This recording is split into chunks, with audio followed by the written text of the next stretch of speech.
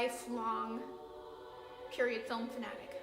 I love them deeply, passionately. A Good Death is about a mother-daughter relationship and how it can be torn apart in the process of grieving.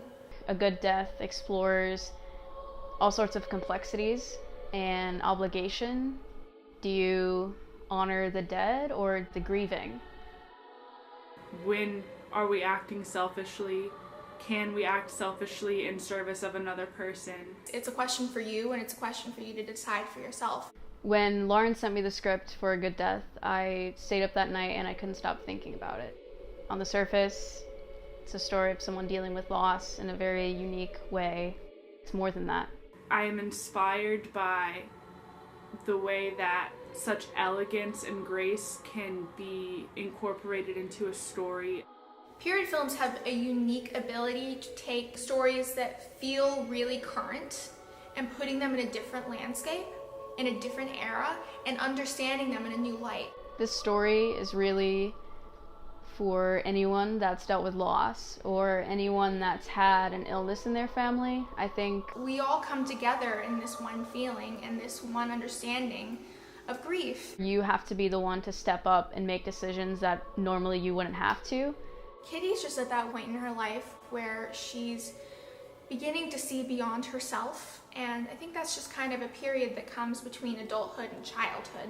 She is discovering the difference between righteousness and selfishness. It's bitterly cold outside. They're in this Victorian home. The only way to preserve the body of their loved one is to let the cold in. We were inspired a lot by Andrew Wyeth when developing the visual style of the film.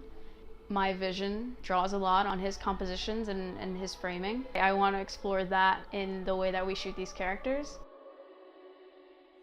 It's a story about love, but told in a very threatening environment. That contrast is provoking and stirring. We have a great team on this film. There is no one that is on this project that doesn't love the story that we're telling. We're working with a lot of women department heads. It's kind of rare. Having that flow with everyone where you don't even have to talk really because you already know what everyone else is thinking and you're just like moving and shooting and doing the thing. That's kind of magical. What you're contributing is not money, you know. On the surface, it is money.